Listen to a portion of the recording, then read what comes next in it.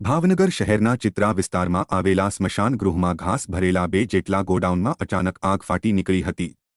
લાગેલી આગને પગલે ફાયર વિભાગને જાણ કરતા ફાયર બ્રિગેડનો કાફલો ઘટના સ્થળે દોડી ગયો હતો। ચિત્રા વિસ્તારમાં આવેલા સ્મશાન ગૃહમાં અચાનક આગ લાગવા પાછળનું કારણ સામે આવ્યું નથી, પરંતુ લાગેલી આગે વિકરાળ સ્વરૂપ ધારણ કરતા સતત પાણીનો છંટકાવ કરીને આગ બુઝાવવામાં આવી હતી। જો કે આગ ઘાસ ભરેલા ગોડાઉનમાં લાગવાના કારણે ફાયર વિભાગના સ્ટાફે ગોડાઉનની ઉપરના પતરા તેમજ અન્ય તોડી નાખી સતત પાણીનો છંટકાવ કરીને આગને કાબૂમાં લીધી હતી। અંદાજે 20,000 લીટર કરતાં વધુ પાણીનો છંટકાવ કર્યો હતો। જો કે નુકસાનીનો આંકડો સામે આવ્યો નથી, પરંતુ શોર્ટ સર્કિટના કારણે આગ લાગી હોવાનું અનુમાન મુકાઈ રહ્યું હતું।